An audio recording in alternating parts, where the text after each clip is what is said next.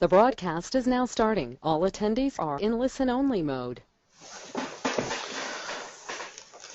And welcome, ladies and gentlemen, to a nice and cold and most likely going to be quite a windy day. So it's great that you're sitting in comfort to listen to this. Welcome to our fourth of 11 webinars, and these are designed to give you practical information and help you accelerate the growth of your business. My name is Peter Jeffrey, and I'm the Business Development Manager for the City of Greater Bendigo.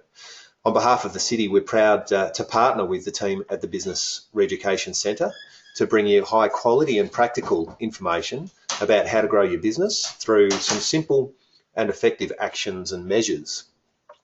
Please grab a pen and be ready to take some notes so that you can be sure to implement some actions that you identify as appropriate for your business.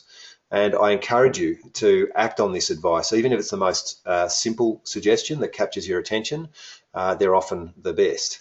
At the end of this webinar, there'll be mention to some future events that I also encourage you to consider for further business support. At the City, I work within the Economic Development Unit, and we're focused on bringing high calibre events and initiatives to enhance the success of the local business community and businesses like yours.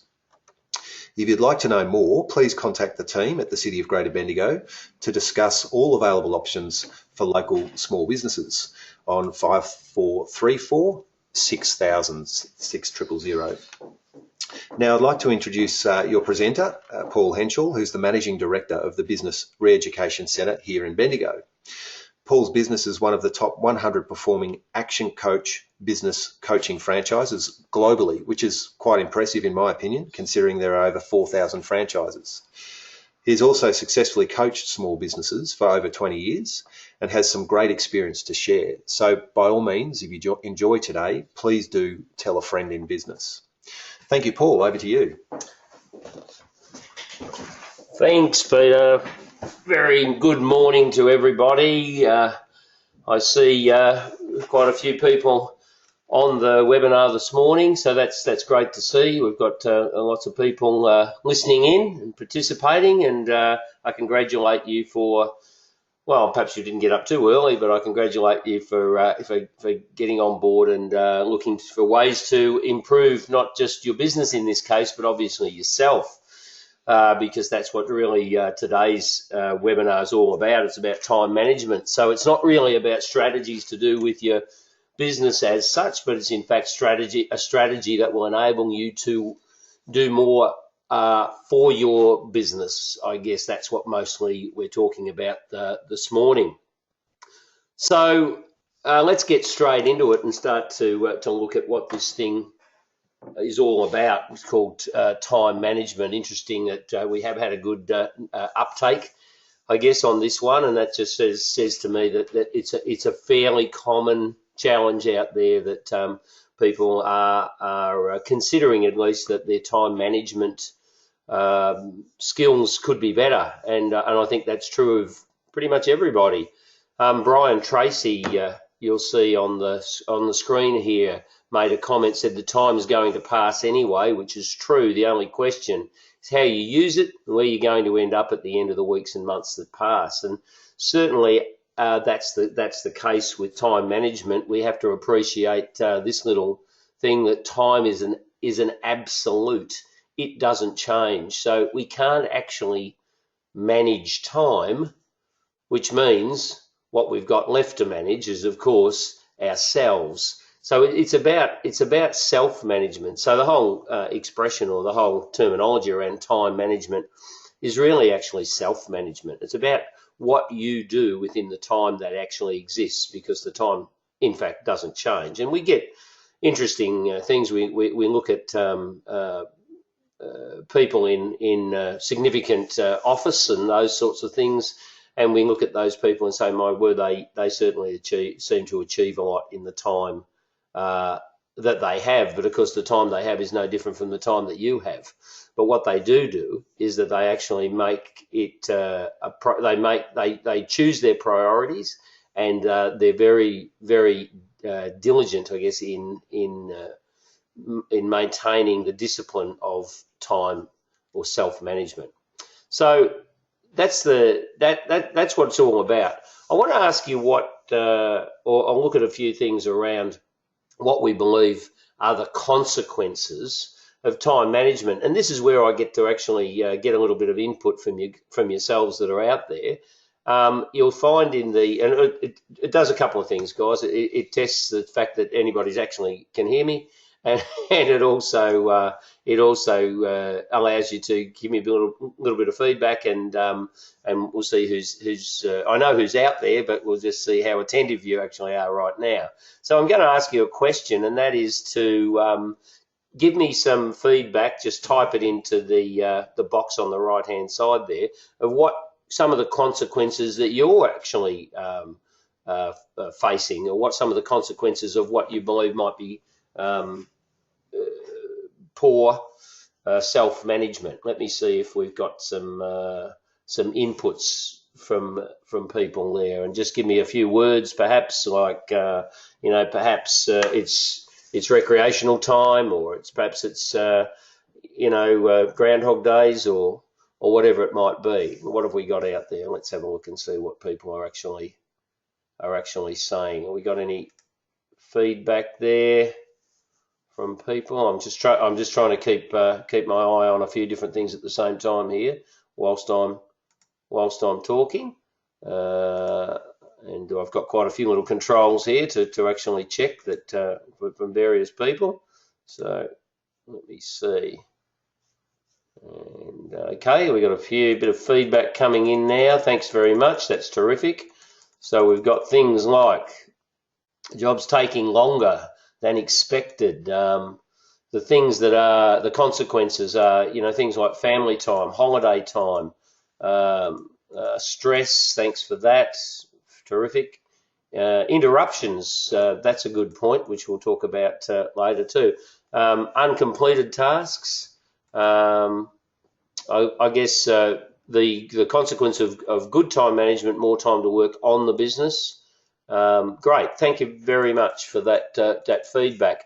I've got a little bit of a few things that I've seen and certainly been fed back and experienced, of course, myself, because whilst I'm sitting here actually telling everybody about perfect self-management, I'm not sure anybody manages themselves perfectly. In fact, so these are some of the things that I've experienced myself. So home late, no time for the kids. Mine have got older now, so that's not the big deal for me anymore. But certainly a lot of people in business, and particularly I see a lot of people around that sort of, I guess that probably mid-30s to mid-40s, where predominantly they might have young children, and that's a real challenge, is that not having that time.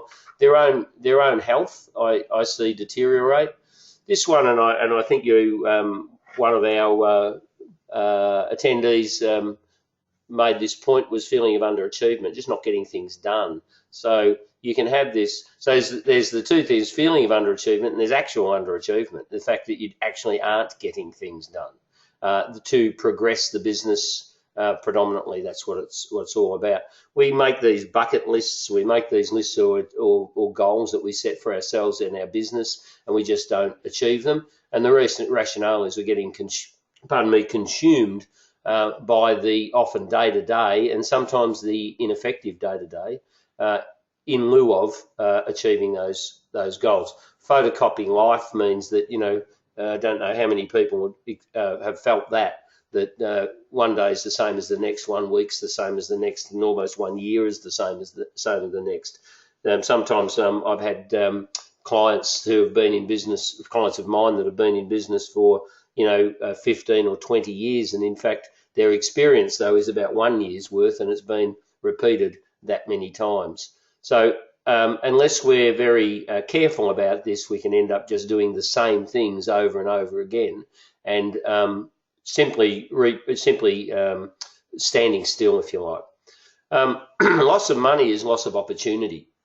It's not so much about the loss of money per se, but it's the loss of the opportunity to do more by being able to work on the business, and that's very often what we talk about here: the opportunity and the time to be able to work on the business. and therefore grow it. And money's one of those outcomes. Sometimes people think at the end of it, at the end of it, during it, at the start of it, that they've sort of wasted their own opportunity, I suppose. Their own, that they knew that there was more that they could have done, perhaps should have done, wanted to do, but just, didn't get to do it.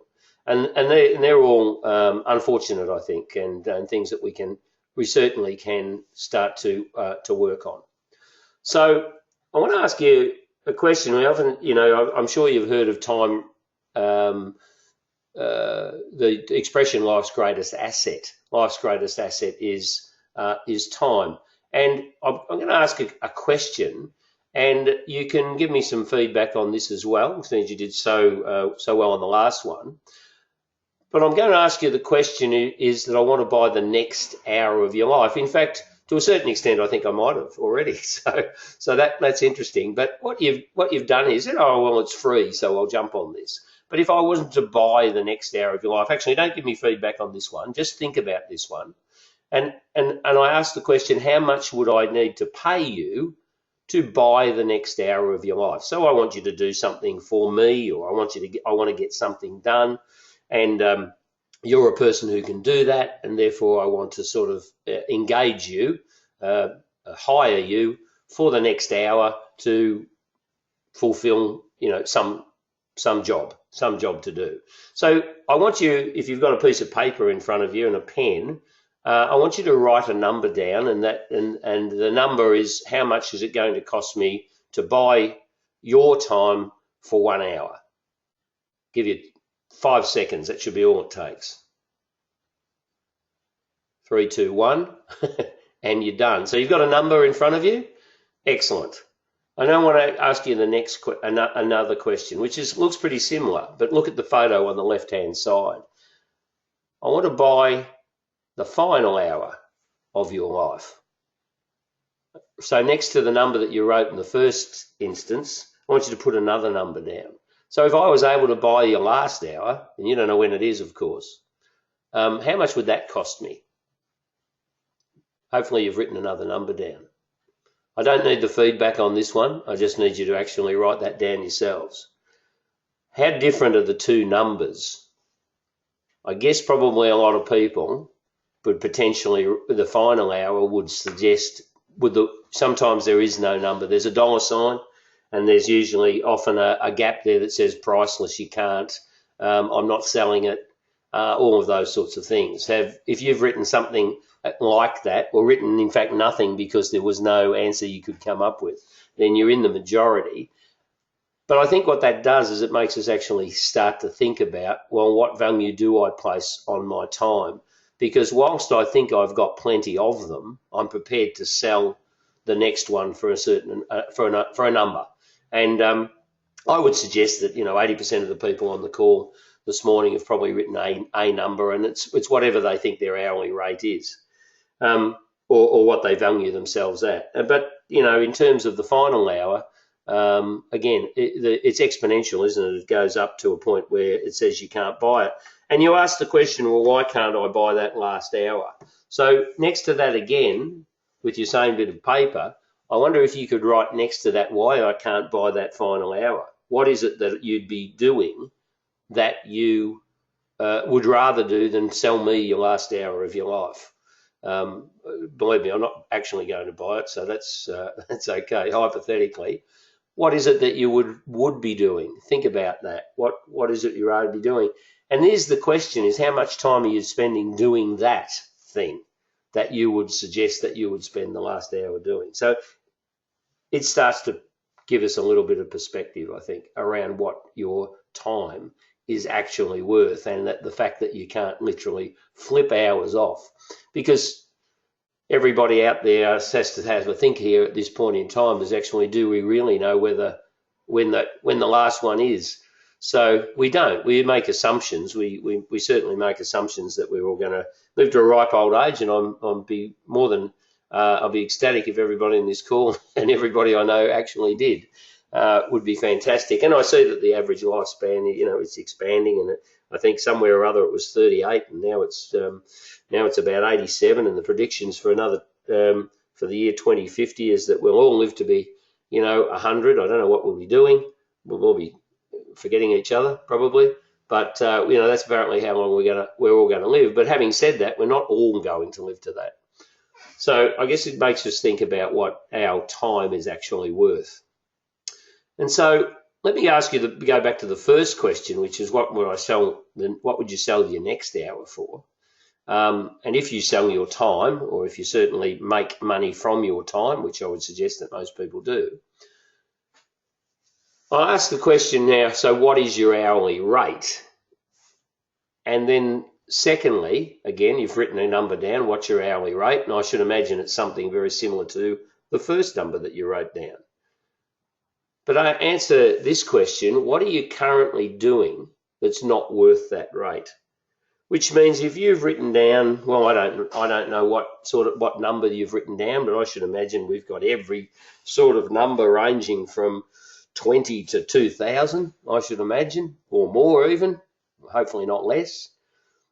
But if you've written a number down that's, I'll go for round numbers and say $100. $100, your hourly rate's $100 an hour. You have to ask the question, what are you doing that's not worth $100 an hour? Which means, what are you doing that you could get done for less than $100 an hour? Because effectively what you're doing if you're saying you're worth $100 an hour, but then doing work that you could get done for 20, and effectively for that hour, you are in fact only worth $20, and the return you'll get on it will be the equivalent of what you should get for if you like paying for a $20 job. So this is interesting because lots of times I've certainly done lots of time management, self-management training over the many years, and often it's all about how do I fit everything into the day. See, what I'm suggesting here is what's everything? What are you trying to fit into your day? And is everything that you're trying to fit in actually worth even trying to fit in? Or should you be looking at alternatives? Because what we want to do here is I want to pose the question is, first of all, assess what you're doing before you start to allocate time to it. So what are you doing that's not worth your rate? Let's actually just let me just give you 15 or 20 seconds.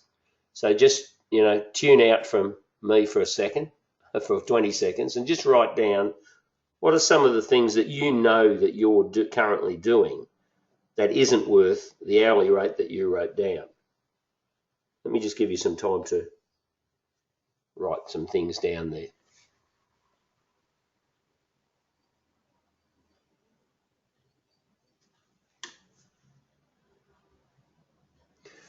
So hopefully you've started a list. What I'd like you to consider at the end of this webinar, once we finish, is go back and complete that list. Go back and spend 10 minutes after we finish this to actually pick that list back up again. Look at the hourly rate that you've written down, and ask and complete the list as well as possible on those jobs that you already know that you're doing that aren't worth that amount of money. You wouldn't pay somebody else that amount of money to do that job. And if you wouldn't pay anybody else that amount of money to do that job, then don't pay yourself that amount of money to do that job. So let's move on and talk and using that same thought, and let's actually look at this thing. And says the first rule is before when you allocate it, think why you're allocating it, which is an extension predominantly of what we're actually talking about. Prioritization, what you should be doing, and why you should be doing that, not just simply when will I fit that in. So I want to introduce you to some people I know that are out there already familiar with this concept. But for those that aren't, I want to introduce you to a concept around time that is that has two scales, not just one. Very often we choose what we do by simply on one time scale, and that is urgent or not urgent, or degrees of it, if that makes sense. So, how urgent is it, or how unurgent, if that's the right word, is it? So we use one time scale, and you'll see on the screen, they're the two, red and pink. We've got urgent and not urgent, and we choose things based on that. But what I'd like you to think about is a different scale, and that is important and not important versus urgent and not urgent. So if you look across the top, then we've got the pink and the yellow squares that are the two squares between not important and important. So we use the top scale rather than the side scale. Hopefully that makes sense to everybody. And I want to show you what these boxes sort of look like. So the first box, clearly, we've got the box of not important and not urgent. Now, we'd like to think that we don't get involved in anything in that, but the reality is we actually do. The box is called the box of the area of distraction, and that is, simply put, not important, as in really not achieving anything, certainly not achieving any goals that you've set, and obviously not urgent, whether you did it or not. Okay, so it doesn't really matter, but we get, and I say we all seem to get a little bit stuck with a certain amount of our time being spent in this area of distraction. Let's look at the next one, not important and urgent. Not important, but urgent, which makes you feel like it is important. The fact that it's urgent means that it's important. That's not true. So therefore, we call this area the area of delusion. So we think we're actually doing important work because it's urgent. Okay, so we have to realise that it might be urgent to somebody else, but it might not be important as far as you're concerned. It doesn't necessarily mean that it doesn't need to be done. The question is, do you need to do it? So again, you can find yourself doing not important work as far as your own objectives are concerned, but urgent because that urgency's been created externally. Be careful of that one. The third box as we go around here is important and urgent. Now, very often these jobs are urgent because you didn't spend any time when it wasn't urgent working on them. But this area of demand, this is one for business owners that they seem to love because it's a bit ego-based, isn't it? It sort of says, I'm necessary, I'm needed. And, you'll see out my little man inside the box of demand. It says, I'm not saying I'm important, but my teammates refer to me as Superman. And people, particularly owners, like this area because it feels like they're in demand, it's feeding their own, we'll call it ego. There's nothing much else we can call it. Certainly, we're saying the work's important and urgent, and therefore we can spend all of our time and want to be in this box all of the time. Because the other thing about this is because it's urgent, the time frames are delivered to you. You're not needing to make decisions about what to do next. It's as if somebody's throwing a series of basketballs at you. You don't have to think, you just have to deflect them. And all you're doing is handling them as they're coming towards you. Of course, what happens when the basketballs run out? Oh, I've got nothing to do. Well, of course, this is the fourth box. This is called the zone. This is the work that is important, but not urgent. And the sorts of things that fall into this category are things like planning, research, innovation, customer interaction in a lot of cases, feedback, market research, interesting sort of stuff when people go, well, that's important. Yeah, absolutely it's important. The reason it's not getting done is because you may be working on an urgency scale, and because it's not urgent, it doesn't get done. Which means that if we can switch that around and start to think about important rather than just urgent, then this work of the zone actually happens. I don't know how many people have played or have been engaged in perhaps high performance sport, or even doesn't actually need to be hugely high performance, but certainly had the experience where time has effectively not been an issue, that they call zoned out, and that doesn't mean sit on the couch and watch television. But what it means is you get so into something that time is irrelevant, if you like, and you're so interested in it, and it's so engaging that your brain goes to a different place. That's the feeling of the zone. In sport, it's an interesting one because they refer to the zone as being that space where you're not consciously having to make the effort, if you like. I've been involved in tennis for a long time, and certainly there's a zone in that which means that you're not really thinking about how to do it. It's just happening. Now, the way to break somebody out of the zone is to get them to actually think about how they're doing it, which is always an interesting tactic in sport. But it's the same thing. So it's about dropping into that area where the brain, if you like, takes over the body, and thought starts to happen. And because you can't get to the zone, you can't just switch the zone on. You have to get there. So all of these activities that fall into the zone, you need to give yourself space for. It's why, if you like, big businesses will go on retreats. For some people in small business, they think it's just for the recreational side, but it's not. It's actually to get away from and get out of the day-to-day, so that the brain can actually stop being distracted by all of that and actually focus and start to think about bigger pictures, bigger things. It's about creating visions and pulling together plans to achieve those sorts of things. These are the sort of stuff that we talk about working on, and all of those things sit in the zone, and they don't happen enough because of this skewed scale that we work on around the urgent and simply around the urgent and not urgent. So hopefully I've gotten the message through there. Here's an exercise that I'll get you to do if you're really serious about improving your self-management. Then this is an exercise you must do over the next week, and I'd suggest if you can do it over 2 weeks, you'll get an even better result. It's to actually appreciate knowing exactly where your time is going. So when we looked at those other 4 boxes, I guess you'd look at that and sort of say, well, how much time am I spending in each of those boxes? Now, unless you know where time is actually consumed, invested or spent, you're never going to be able to manage it. What you can't measure, you can't manage. I know it's a very old saying, but it's still true. That if you don't measure it and you don't know where your time's actually going, you might think you know where your time's going, but you might be completely wrong, basically, about where it is. So here's what you do. You'd undertake a time audit.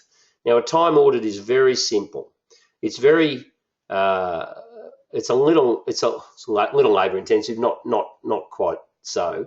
It requires you to commit to an exercise, and my suggestion is right now when you finish this webinar and you want to know, what can I do to improve my time management, the first thing I would suggest is undertake a time audit. And it's if you like, it's the same as doing a financial audit. We financially, if you wanted to know where you would where you could spend less money and where you should spend more money and all of those sorts of things, you first of all have to appreciate, well, where am I spending it now?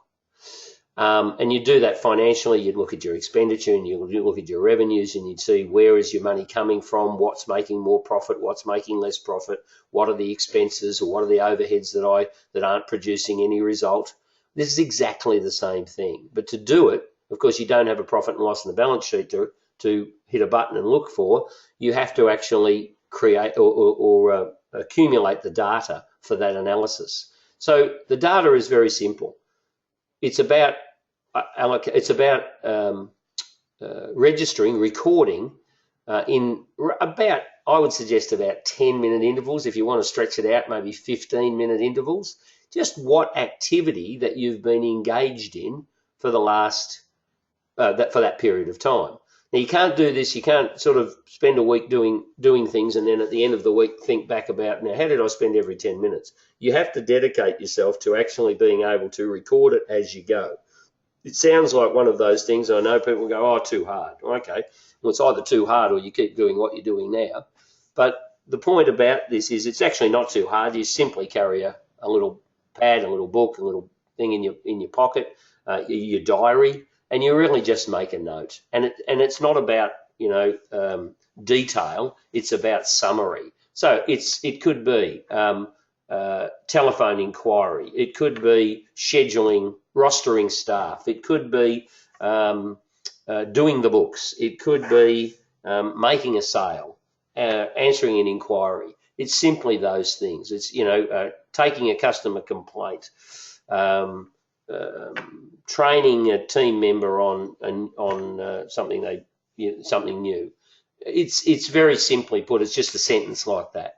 And what we're looking for is over a week. That's really useful. I've found that 2 weeks will give you an even better snapshot, because very often 1 week perhaps doesn't look like the next, and they vary a little bit. But to be able to do that such that at the end of it that you can actually look and see, okay, I can categorize these things. How much time do I spend collectively did I spend over the last 2 weeks doing this, doing that, answering the phone, answering the same question?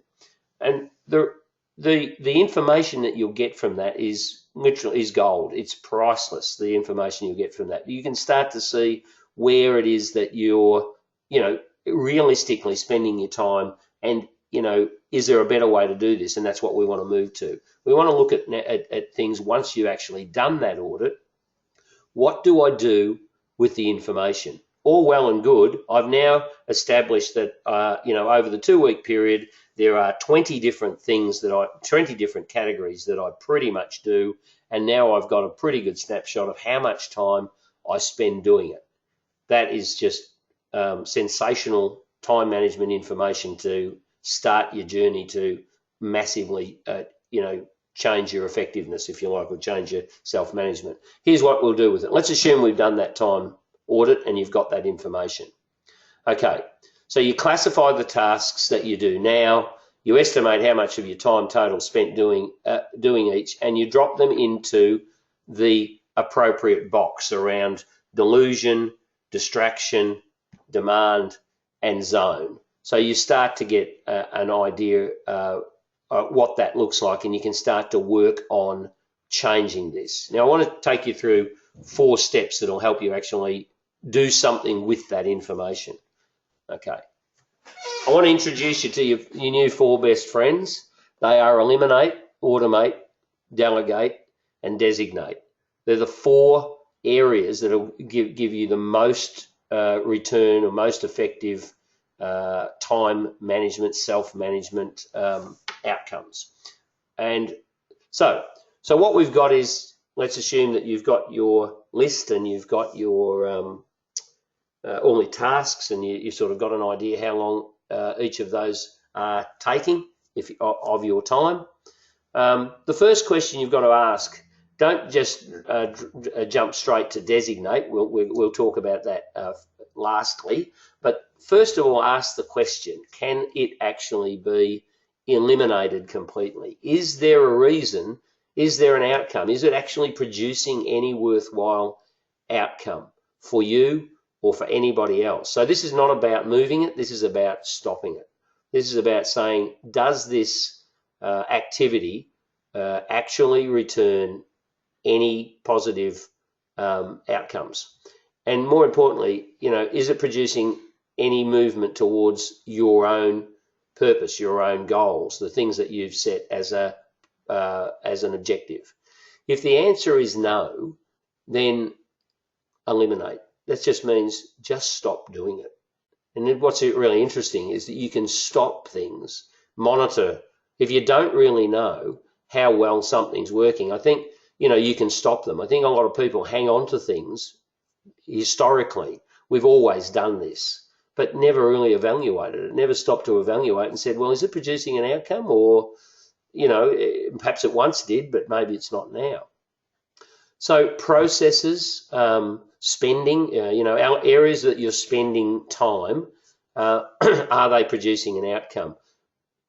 If the answer is no, then don't worry about scheduling, simply eliminate. So there's your first one. That will, I can pretty much tell you, sort of say, oh, well, you might be thinking right now, oh, everything I do actually is important. That's why I'm doing them. Okay, if you thought differently about that, I think you'd find that you'd automatically find a few things that you might find you can literally save time by not doing it all. Okay, that's the first one.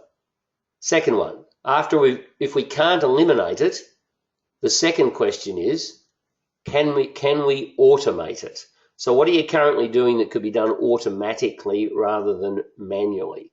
Now, the advantage over the last 5 years, probably 10, but let's talk about the last 5 particularly, is so many things can be automated. There is so many apps, there is so much software, there are so many opportunities out there to automate. It doesn't mean automate doesn't necessarily mean roboticize, but sometimes it can. You know, client of mine that does a manual system. It has a completely manual system that takes it takes around about 24, as I recall, just under 25 hours per week. And which means then if you work on an hourly rate that they're paying somebody to do that, you start to appreciate what that's worth over a year. Now we've discovered that whole process can be automated for something like $17,000 a year that they could change to an automated system and spend $17,000 a year instead of, do the maths, 25 hours a week times about $25 times 50 weeks of the year. It doesn't take much to figure out that even just from a financial viewpoint, that's a worthwhile investment. There are plenty of things that can be automated responses from emails, templates that you can use. How often do you type the same email back to a range of people? How many times do you answer the same question? You know, the old frequently asked questions is a form of automation to eliminate repetition, if you like. You know, I answer the same question over and over again. You have to ask the question, what are the things that I'm doing over and over and over again that I could actually do once and automate it? So an automated responses. As I say, software, debt recovery. You know, there is a myriad of programs out there that will actually do the first 5 touches in terms of debt recovery automatically.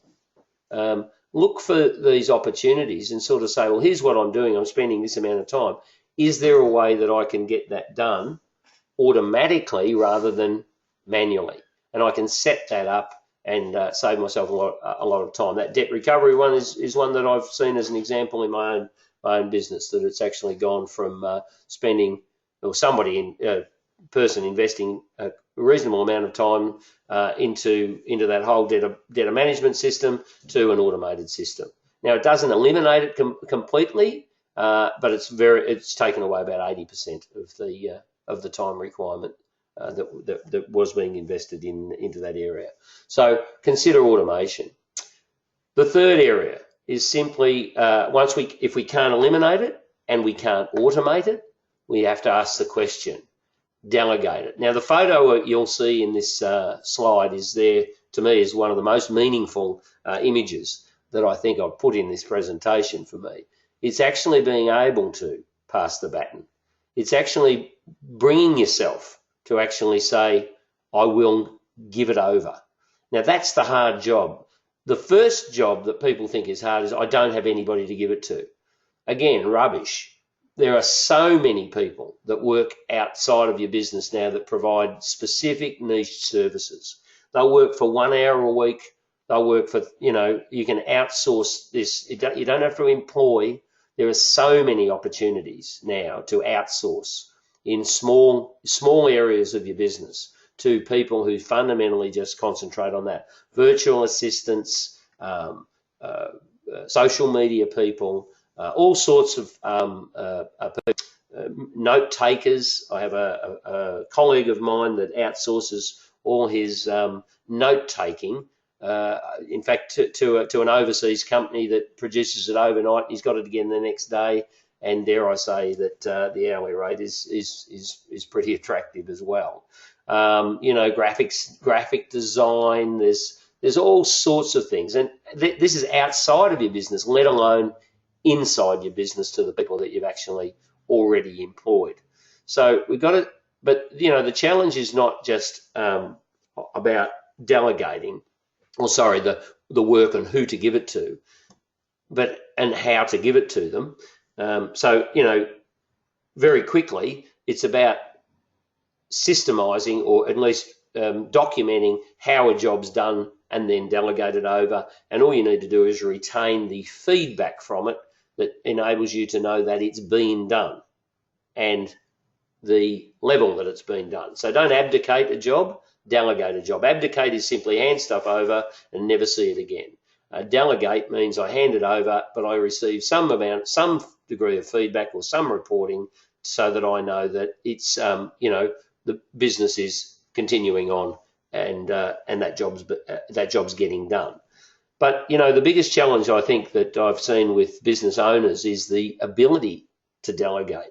They think they're the only ones they can do it. They think as soon as and you might be going, yeah, hopefully lots of people out there are nodding their head at the moment and saying, yeah, that's my challenge, is that I don't have the confidence, I don't have the trust, if you like, in the people that I've got to delegate things to. Well, I have to ask you, if you don't have the confidence and faith in them, why did you employ them in the first place? Surely you engage them to actually help you build a better business, build a bigger business, or whatever it might be. So, at some point in time, you're going to have to take that step off the cliff and take that leap of faith. You engage them, you employed them in the first place. If you don't think they have the skills, train them. If you don't think they have the right attitude, I guess the answer is, why have you got them? Why are they still there? So, but it's probably not about them at all. It's more about you being able to delegate. Hopefully, we've got a few people thinking out there that about their ability to delegate. Now, when we delegate, here's a model that you can use to determine what to delegate and in what order. When we take those tasks that you did from your audit, and even the things that you're doing now, my suggestion is to put them into this grid based on skills and interests. So across the top, you've got the skill level required from low, medium and high, and up the side, you've got interest level. Now that's your interest. How interested are you in that task, in actually doing that? You might sort of say, well, I know it's not very difficult, but I really enjoy it. Okay, so if it's not very difficult, it'll be low skill. I really enjoy it would be high interest. So on my grid that you're looking at, it'll be top left-hand box. If there's something that sort of says it's really, really difficult, in my opinion, it requires a high level of skill, I don't really like it much, it's going to be bottom right-hand side. So what we do is we take all of these tasks that you're currently doing, and we could allocate them to one of 9 boxes. Clearly then we can start, you can see where we start and where we finish. We start in the bottom left-hand corner and we start to delegate those jobs that are both low interest and low skill. If they don't require a lot of skills and experience, then they're relatively easy to delegate. If you don't really like them at all anyway, then they're even a greater reason to move those tasks on. This is once you've gone through the eliminate, automate stages, by the way, and this is what you've got left to either delegate or designate. So we start at the bottom left-hand side and we start to delegate the low interest, low skills. What's the next box? 2 boxes. Well, they'll be the 2 boxes immediately, the one above and the one beside. I think you get the point. And so we can work our way with that diagonal line across. So you'll see that this box and this box, if you look at my cursor, would be the second ones. The third boxes to delegate would be the top left, middle, bottom right, followed by the medium, and finally high. Now, how far through will you get with that delegation? Up to you, completely up to you. You might decide that halfway's enough. You might just want to get rid of the bottom box. Perfectly fine. But in any case, what you'll start to do is, at least that's a methodology of delegation. You can start with the low interest, low skills, and work your way through that box. So it's a real powerful tool to be able to use to guide your delegation and what will I delegate next. If you've got that box set up there, that could give you, 12 months, 18 months, 24 months of processes to actually start to move to other people. Great.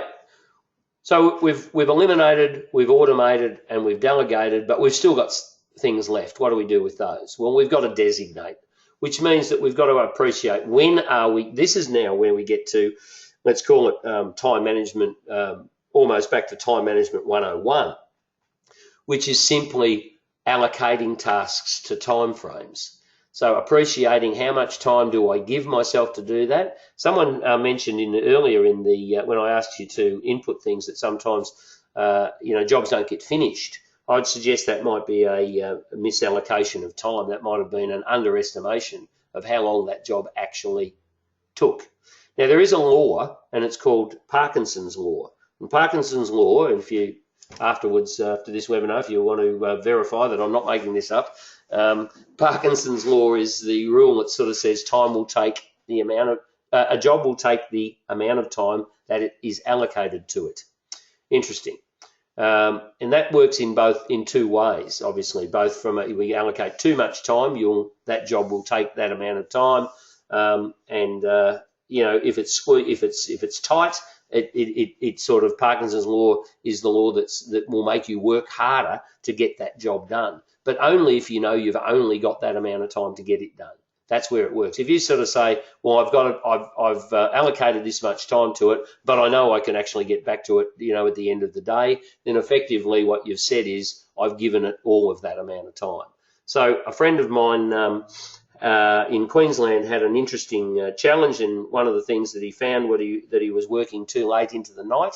And so I know some people on the line might have heard me tell this story before, but he found he was working too far into the night, and it was having an effect on his family and mostly on his family and the issues that go with that.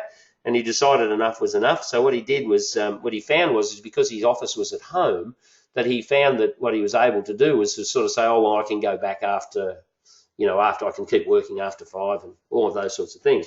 So what he did was he actually put a timer on his desk that switched off at 5 o'clock, and then he bolted his desk to the wall such that it would be a real job to actually get to the timer to switch it, to extend it.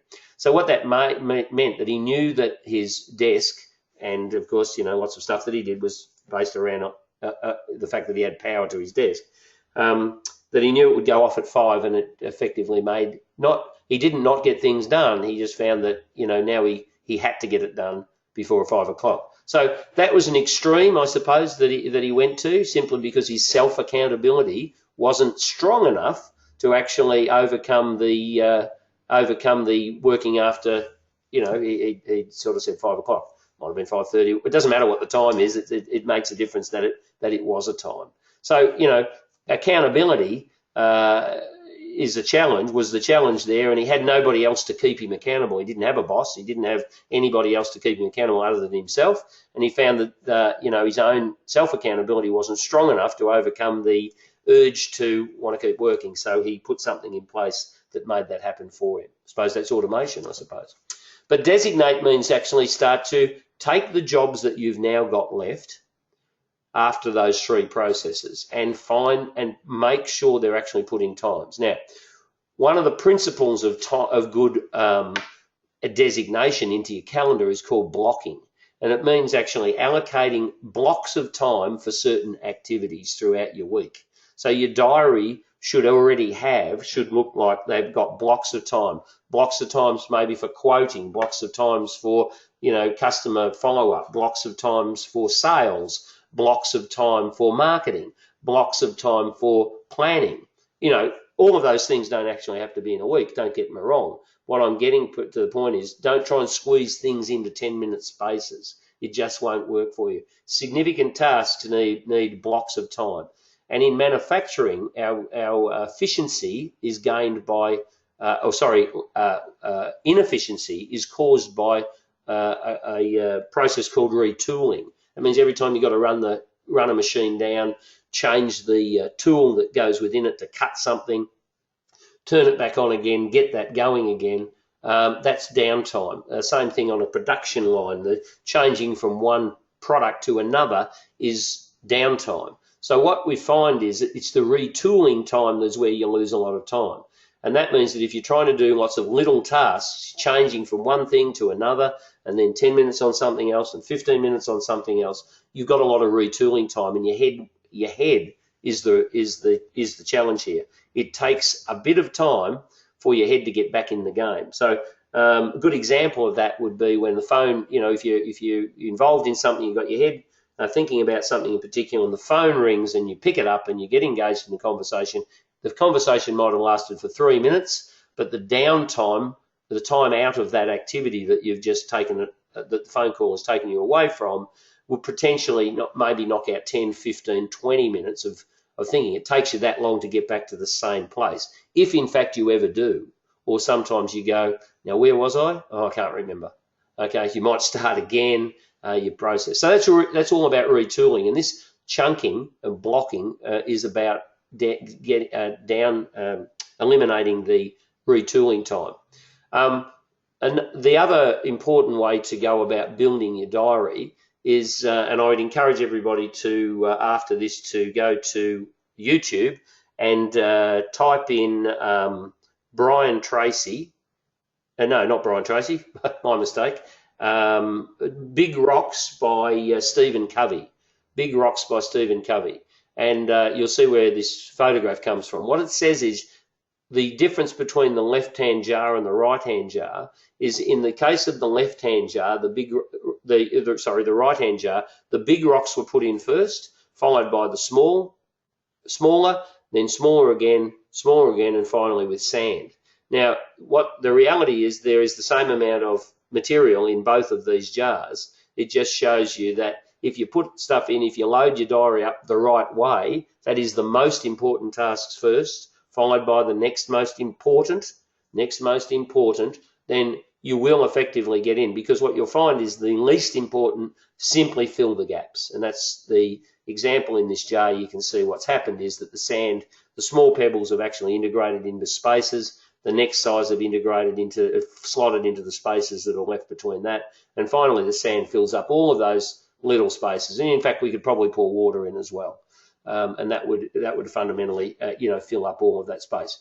What's important here is not to fill all of your spaces, but in fact, how you load your diary. So you have to actually look at these things and say, what is the most important to least important, and let me program my week's diary according to that. Put the big rocks in first. If the big rocks is I've got to go to, sports day with my 8-year-old son, then put it in the diary first. Otherwise, it will become an afterthought. And I'm sure, 10 years down the track, the job you did instead of being at the school sports with your 8-year-old son won't be remembered, but the 18-year-old son will probably remember the fact that you weren't actually there.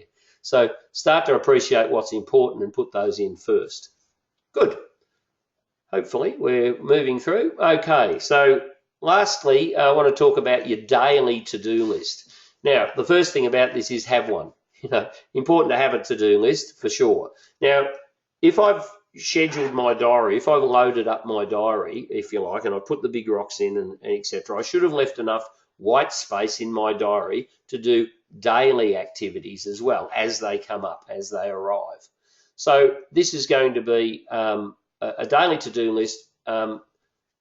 The questions that you need to ask then is as things arrive. So as things arrive, I've got 4 questions that I've got to ask myself. Number 1, do I do it immediately? Which means, is it a short job that I've got white space right now and I can actually act on it? It might be a 5-minute job. Personally, I find if it's under sort of 5 minutes, sometimes it's easier just to pick it up out of the in tray or inbox or whatever and do it. The second thing is I defer it, which means that I allocate it into my diary for a later time. That's what defer it means. Am I going to do it now? Am I going to put it into my diary for later? Third question is, and you can put these in different order, will I delegate the task? So I have to ask all 4 questions. Will I do it now? Will I defer it to later? will I delegate it to somebody else, or will I dump it? Which means, well, it's not important. Maybe it's something I might have needed to read it or whatever. But it's the delete. It's the rubbish bin basically. It's not important. So not everything you get is equally as important. So this is if you like, a ritual that applies to every task that hits your desk. Consider whether you do it now, put it into your diary for another time, and then simply file. If it goes with a bit of paperwork, you can have a file on your desk that is simply your defer folder, so that you know that that's where it is. If I'm looking for the bit of paper that I've got to follow up on, that's where it is. It's no longer in my in tray anymore. Everyone, you get rid of in trays. That would be a good start. Or delegated it to somebody else. I've moved it away, and or I've eliminated it or dumped it completely. Hopefully that makes sense. Oops. Okay, so the important thing here too, before I move off the to-do list and just winding up here, is that we make a to-do list should happen at the end of each day. So fundamentally, at the end of each day, I'd be looking at drawing up my to-do list. I would be then going through these routines. Obviously, the do it would be gone by now, but I'd certainly allocate it to the next day, or a few days out, or a week out, or whatever it is. I'd move it on, or I'd dump it. And that's a really useful ritual to spend 5-10 minutes at the end of every day, and it's the last job of the day, actually developing your to-do list for the next day. The reason being, you can pack up, you can walk away, you're organised for tomorrow. Things are scheduled already for basically when you walk in the next morning, and you're off and racing. And the other thing I'd just say is that if you've got a tough job to do it first. If you've allocated it to yourself, if it's a tough one, do it as fast as possible. There's a great book out there called Eat That Frog, written by Brian Tracy, and it's all about prioritising and getting the tough jobs done first. Don't think you're warming up by doing easy tasks first. You're not warming up. You're procrastinating. You're putting off that tough job that needs to be done. My suggestion is do that tough job first, and you'll find every other job actually becomes easy after that. So hopefully that's gotten us to the end of the time management webinar. I hope you've enjoyed it. I've got a couple of things that I want to, before we go, I want to run through, and they are my just a very quick top tips, very simply line by line. The first one is set personally motivating goals. The reason being, it gives you the answer to what's important. So if we're trying to determine what's important, then we have to actually have goals set. And so what becomes important is the achievement of those goals, and therefore time allocation is to those things that are towards those goals. So that's the first one. The second one is don't finish today until you plan tomorrow, which is simply what I said before, the last 10 minutes of every day, planning tomorrow. Eat the frog for breakfast. I've introduced you to the concept of eating a frog for breakfast. It means the first job you should do every day is probably the one that you least want to do. But more importantly, I'll guarantee it's probably the one that actually gives you the highest result of anything else for that day. And that's the reason why we should do it early. Don't major in minor things. Don't get caught up in stupid little things that are not going to get your business anywhere. It's not going to move your business at all. Walk away from them. Just don't get involved. Create a default diary, and stick to it, which is here's where I've allocated the chunks of time. So my chunking, so sales is allocated there, marketing is allocated to there, team meeting allocated to this time slot. And that's a default diary, so that you follow that diary, and most importantly, you stick to it. If you make an appointment in your diary, it's an actual appointment. Doesn't matter that you're the only person in that meeting, or that's just to do with you. You must be diligent in sticking to the appointments that you make for yourself even more important than when you make appointments with other people. Invest time, don't spend it, which means that if you're spending it, you're wasting it. If you're investing it, you're getting a return on it. So the question is, am I getting a return on my time? If you are, then you've invested time. If you're not, then you've simply spent it and it's gone. A couple of things for those people who have meetings: always have agendas, otherwise they just go all over the place and they go way too long. Time frame those agendas as much as you possibly can. Things like have conference calls to save time. One of the things that we've done with these webinars is exactly that. You can jump on here. There's no travel time. You can jump on. You can spend an hour. Hopefully you've invested that hour, and there's been no downtime, if you like. There's been no starts and finishes and all the rest of it. And of course, it would be silly for me not to reiterate the point about learn to delegate. That is crucial if you're going to achieve what you want to achieve. You're not going to do it on your own.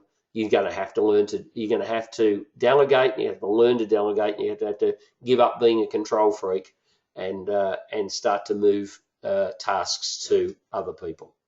So hopefully that's my top 10 list. We'll have this webinar up on our website in the next day or so. You simply go to the businessreeducation.com.au website, look for webinar recordings across the top, and you can download the whole program. Hopefully, we usually try to get it up on the same day.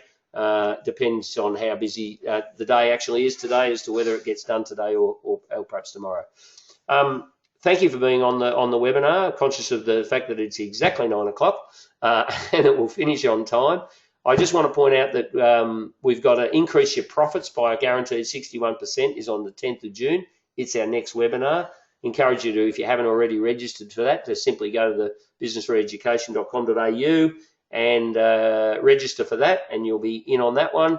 And the second one is, of course, that I reiterate that if anybody's interested in actually doing what I have as a discovery session, which is simply, to spend about an hour and a half with me to look at the opportunities that exist for you and your business, and we can, fundamentally give you a strategic plan, if you like, a strategic direction for the next 12 months. That's a service that I offer, and those discovery sessions, all the money, it's only $220, so I've made it very affordable for any size business.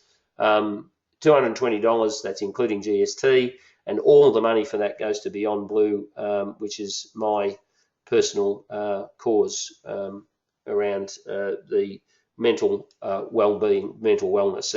And one of the things that I've discovered is when people walk out of those sessions, in as far as their head's concerned, it's a whole lot better off. And so hence I linked the two things together and made those as a fundraiser for Beyond Blue. And our objective for Beyond Blue this year is to donate $20,000. So fair to say we're fairly busy with discovery sessions. If you'd like to do that, you simply, in fact, if you'd like to discovery session now, if you think you might be interested in a discovery session, you can simply go and type yes please. It doesn't necessarily mean you're 100% committed to it, but at least we can give you a call and perhaps book you in. So if you'd like to type in a yes please into your box, then we'll organise a discovery session over the next, perhaps it's a couple of weeks. It's whenever fits in with both my schedule and yours.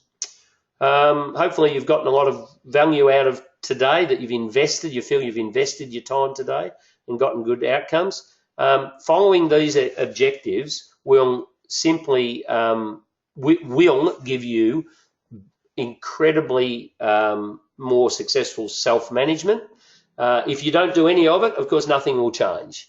And if you find within a month that you haven't done any of it, the likelihood that you will is very remote. So my suggestion is start to implement something today, straight away. Start a time audit or any of those strategies that we've talked about today, and you will find that your effectiveness is massively increased. Okay, I'll stop the recording at that point.